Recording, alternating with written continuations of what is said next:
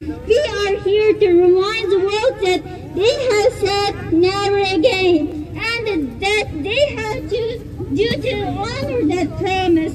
Finally, I want you to know that the people in East Turkestan are free. We will not stop until we hold the Chinese government accountable for their crimes.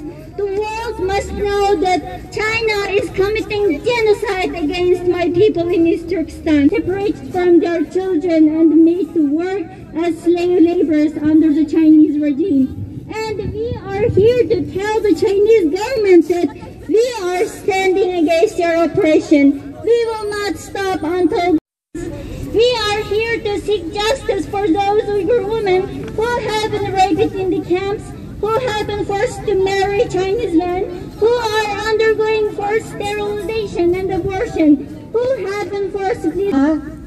Dünyadaki şanslı, hür dünyada yaşamakta olan kadınların bayram günü. Bütün bu kızların bugün size duyurduğu Çin'in zulümleri durumda zulme sessiz kalarak çok acınacak durumda kalacaksınız. Evet, bugün 8 Mart Dünya Kadınlar Bayramı günü. Hangi bahaneyi göstereceksiniz? Sizden samimi olarak söylüyorum. Lütfen kendinize yakışanı, insanın onuruna yakışanı yapın.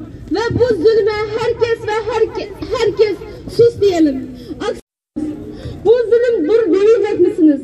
Zalim Çin bunca zulmü yaparken siz bu zulme susmayı kendinize yakıştırıyor musunuz?